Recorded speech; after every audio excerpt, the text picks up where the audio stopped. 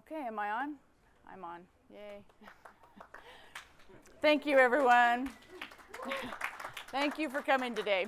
We really appreciate you coming and looking at language, which is something we use all the time, but we rarely talk about it and try to understand what it is that makes language capable of moving us to a place of learning and what might set us back. So I'm Crista Vesel. I am an adjunct professor for the University of Alabama at Birmingham. I attended the Lund program with Sidney Decker starting in 2010, and I focus a lot on language. I teach it at the university. I teach a course called Language in Safety Systems, and another one that's coming up called Semiotics in Safety Systems.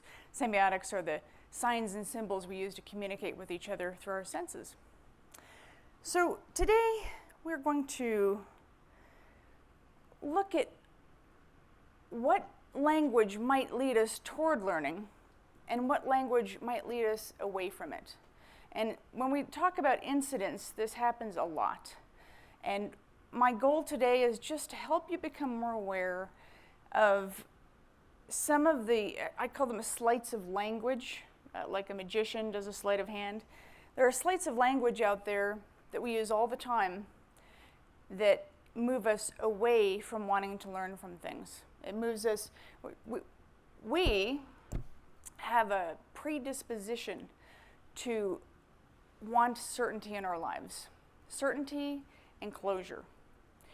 And this is innate in us. If you look at Maslow's hierarchy of needs, you'll see that it's right in the lower level. Need for certainty, need for safety, right? Well, we also have to think about how do our brains work. And I want to go just briefly into how the left brain perspective and the right brain perspective are different. And I'm not saying that the hemispheres don't share things, because they do, but they do have different takes on the world. And this information comes from a guy named Ian McGilchrist, who is a cognitive scientist, and he's done a ton of work on this for 50 years. So it's pretty good. Your left brain, it's a down and in mode. Think about when you're on your computer or on your phone. You're down in that space, right? And you're not out in the world using your senses. So this down and in perspective, it becomes a mechanistic view of the world. It likes certainty. It doesn't like multiple questions. In fact, it likes to know. So our left brain is in knowing mode. Our right brain, on the other hand, is part of the world of the senses. So it's experiencing the world. Our left brain is a represented world.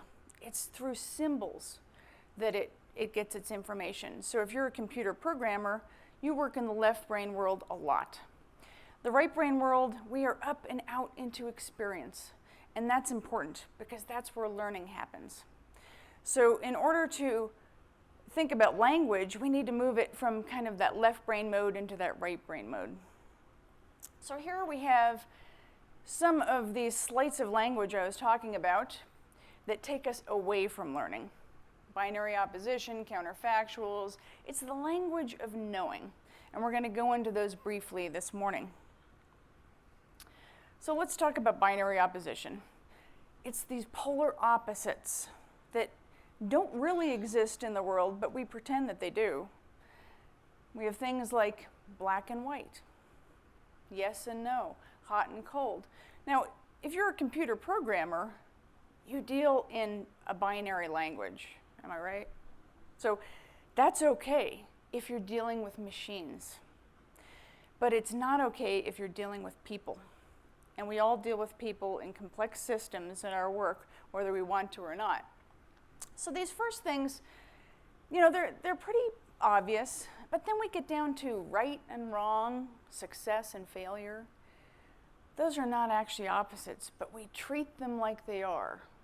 And the other thing is, right and wrong, success and failure, those are only up to the person who has power to decide when those will be called into play. And that happens in accident investigations, whether it's the investigating team or leadership that comes in and says, no, no, no, you have to rewrite this because it's not the way we want it. And it can propagate into a very bad place of human judgment and bias. So let's talk briefly about fundamental attribution error. It's something we all do. And this is where we tend to overestimate another person's personality and disposition traits about something. And then we underestimate the external influences on them, whether it's the culture, the system, or whatever. But let's take the idea of the worker was lazy or incompetent. That's a dispositional trait. And what happens when we say, you know, they made an error, they made a choice not to wear PPE, okay? Now we've said, it's their choice. They're different than me. I would never do that. And by doing that, we separate our groups. It's their group from your group. And it makes it easy to blame them, to set them aside, and not to learn from the event, because it becomes an artificial endpoint. So we have binary oppositions a lot in taxonomies, of course, and we throw things into these taxonomical bins. Here we have unsafe acts broken into errors and violations. Now this goes back almost 100 years to H.W. Heinrich, who's the one that said that about 88% of accidents are caused by people. And we're still promoting this idea today, sadly, and not questioning it, but that's another story. So errors and violations. We've created two bins. Now which one are you going to choose? They're both limited choices. If we choose errors, it leads us down one path that they've already provided for us, which is so kind, isn't it? And if we choose violations, that's even stronger language. That leads directly to blame. And then we say, well, it could be routine, it could be exceptional. Well, who has the power to decide that? Because it's very hard to choose these categories. There's not really a guide that tells you what a routine is, or violation, and what an exceptional one is. You have to decide it every time. So these taxonomical bins are a true block to learning. And I'll call up David Woods, as he said to us when we were taking him zip lining many years ago. He said, you know, labels masquerade as explanations. These are labels. They're not real. They're just what we decide they are. They're what we socially construct them to be. So that leads us to counterfactuals, which was mentioned in the last talk a little bit. I'll do a little more here. It is a retrospective view, and it can lead to blame. We say, the worker could have done this. You know, that person should have done this. Those are the typical ones we see. However, I also believe, and this is what I write about, that the words failed to become counterfactual. You know, the worker failed to call stop work. That's a counterfactual. It didn't happen. We're hoping it would happen. We're wishing it would happen. But that language, the failed to, is even stronger. And that is a terrible place where that leads us. So, accident investigation guides, and I focus on one in particular, but I actually use a lot of them in my classes, and we go through and we look for these sleights of language. I send them on scavenger hunts to find these things. This is a particular guide that the Forest Service used up until about 2013 when Dr. Ivan Pupoliti created a new process called the Learning Review, which is what we use today. And they officially replaced it at that time. It's a very different kind of system. So this one says, hey, a causal factor is any behavior, omission, or deficiency that if corrected, eliminated, or avoided, probably would have prevented the accident. You're primed already to look for behaviors. So that's already a dangerous place to go with language. Omissions, you're assuming people are going to omit something. Or a deficiency. Now, yes, these can be applied to mechanical systems, and you can apply this language to mechanical accidents, no problem. Those are simple and complicated systems. But once you have people involved directly, you have a complex system, and you have to handle it differently, because complex systems are not truly predictable or controllable. So another thing this guide says is that yes or no responses are required for each causal factor. Well, isn't that convenient? Now you're being honed into something even narrower. You're having to make these choices as you go through your investigation. Once you do that, it's hard to go backwards. And that leads us to the worst thing, which would be agentive language. So an agent of an action is the doer of that action. So here we have somebody popping a balloon. If his name is Fred, we say, Fred, pop the balloon. Okay. Now, he has a pin, and you see him doing this, right? So maybe he is the agent of the action. But let's say that the phone right there next to Ivan don't drop it, but let's say it dropped off the chair, or it was on his lap. We would say, in the English language, Ivan dropped the phone, because English is a very agentive language. So we're already predispositioned to choose agency, and it takes a lot of effort not to. So I'm hoping that just by making you aware of this, you start to notice this. Watch the media, watch politics, and certainly in accident investigations, but it's everywhere. So here's that accident investigation guide again. We call it the SAG. And it says, write causal factors in the active voice, clearly identifying the actors in causal action. The active voice of a verb is action. It is agentive. So here it says, choose agentive language and place the blame clearly on those actors. So how do you not do that if you're taught to do this? And it's not just this guide. Believe me, OSHA has one. I use a guide from OSHA a few years back, and it is full of this language. And it's fully available online. You can pull it up, and it will teach you how to do accident investigation. Unfortunately, they use a language that it primes you to do something that you probably don't want to do if you actually want to learn from the event and learn about the network of influences around the event. The interesting thing is that the OSHA guide, they came out with a new one in, I think, 2016. And I was just looking at it the other day, and I realized, you know what? They tried to put in better language. They have quotes from Decker. They say, we're not looking for blame, all that. But you know what? If you read the whole guide, it actually fights itself. So you can't just use language and expect people to understand what to do. It does take more than that. Whoops. Let's see. Oh, that was okay. We'll move on there. So this guide also says in the very first paragraph, the causes of most accidents or incidents are a result of failures to observe established policies, procedures, and controls. So you already know it's a person. All you have to do is find that person and use that agentive language to blame them. So I'm saying that we're just set up by a lot of our training to already do this, and it takes a lot of effort to get out of it. Now here is an accident investigation report that used that guide. 2001 fire, 4 wildland firefighters died in a tremendously horrific burnover that was like a blowtorch coming through the forest. And under significant people findings, they say, the fatalities and injuries all occurred during fire shelter deployment.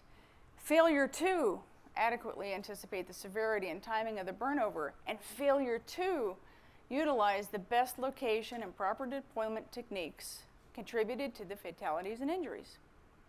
Failure to here is a counterfactual, it's agentive, and Yes, it did lead to blame. In fact, it led to some terrible things out of this report. This report, the language that they used in it was then taken by OSHA, and they created their own report. It was taken by the media, who actually spiraled the language up even higher, and it became even more blameworthy. This ended up in multiple firefighters and other Forest Service employees being prosecuted for the first time ever.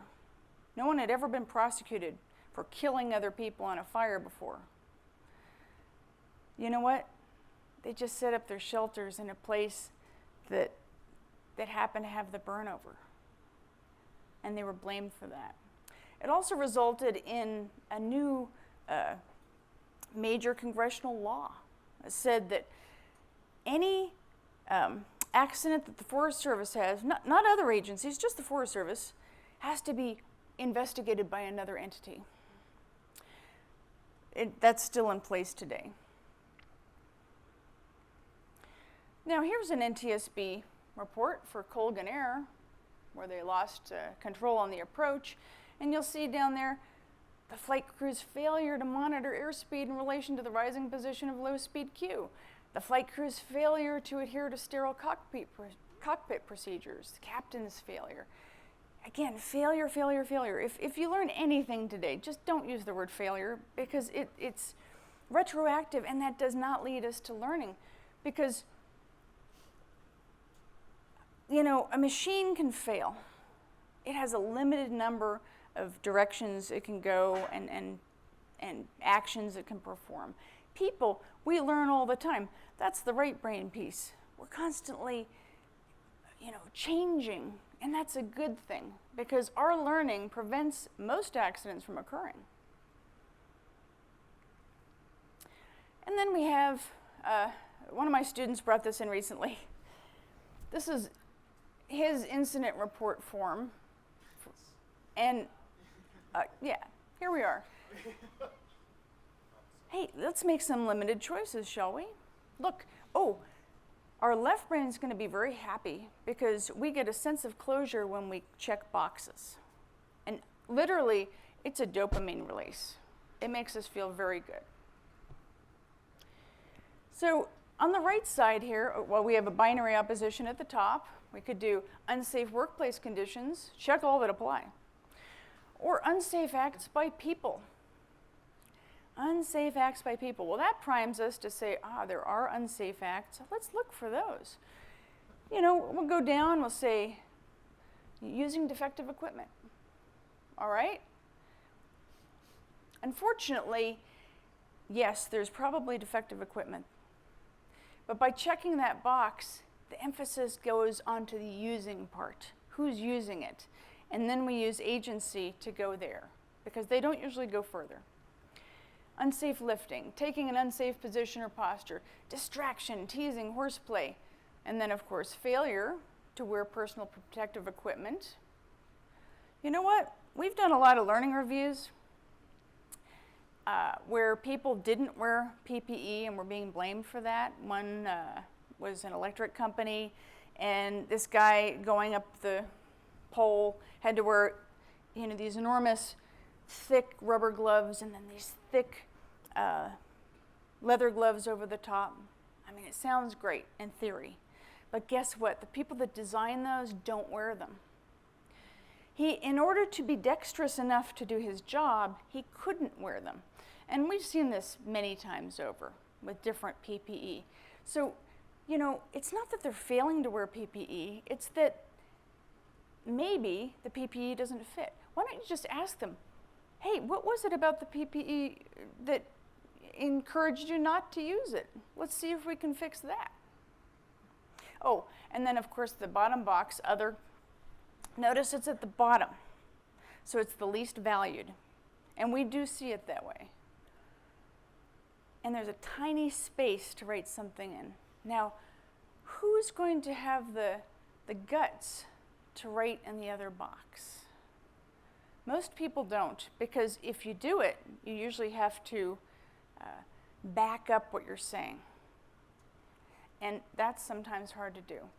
And I hope today that if you do have to use a form like this, because some people do, that you're gutsy enough to use that other box. And hopefully you can get the whole form changed. Because we don't need boxes. We just need conversation. We need dialogue. We need to see what is this network of influences that's happening here.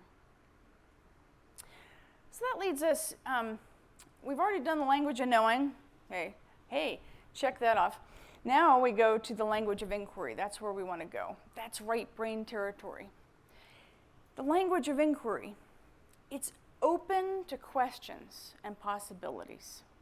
The left brain doesn't want to ask questions. It wants answers. And you know what? Mostly it believes it already knows. So it doesn't even enter that space. Language of inquiry, it's sensitive to the biases in yourself and others. Today, I hope I showed you a couple of the biases that we all carry. If you see yourself doing that, just stop yourself and say, oh, maybe I could do something different. If you see someone else doing it, hopefully you have enough psychological safety with them that you can say, let's look at this a little different. We need to focus on the conditions and influences instead of causes. We need to value relationships between people and between things. I mean, maybe the people are interacting with machines. We need to really thread that out and see what's going on.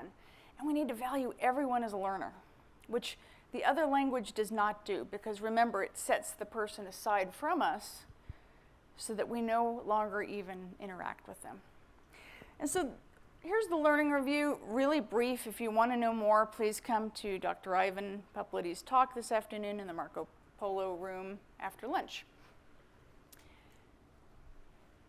We did this thing called the learning review, and we use mind mapping a whole lot, by the way, to visually look at different things and connections between things. And you know what? You can move all those around. You're not committed. You don't have boxes you're checking. But some of the things we did when we introduced this to the Forest Service was, and I did a lot of the language piece on it. He did the main part, but I did the language piece. We took the word cause out completely. We do not use the word cause in a learning review because it's a bunny trail. It makes you want to go down it. So just take it out. We took out the word failure too. We focus on things like influences, sense making, and context. And we knew this was working when a time after it had been introduced and several learning reviews had been done, we noticed other people using the language of the learning review and not using the other language. They weren't saying cause anymore. They were saying influences. That wasn't language they had before. We promise, it wasn't there. So you can affect language, and it can be really sticky. It can take time, but it's a good thing to do. Now I'm going to share one last thing with you, and that's a challenge coin that my language class came up with during the summer. So they decided that they wanted to physically represent this old style of language, that left side, right? So here we have black and white, binary. We have this dead tree, anyone heard of root cause analysis? All right, well, that's another story, but unfortunately you don't normally go to a root because the root may not exist. Connections exist, relationships exist, but the root actually doesn't necessarily exist unless you're in a simpler, complicated system. So we have the dead tree, now we have this barrier. On the ends of the barrier you have A's for agentive language. In the middle, what do you think the B is? Blame, exactly. So then we flip the coin over. And now we have color. We have a living image. We have somebody with their hands in relationship with something growing inside of them. And they're on this path that doesn't ever seem to end into the distance. And they're trying to understand. They're asking a question, how? If there's one piece of language you can take forward, it's ask more questions.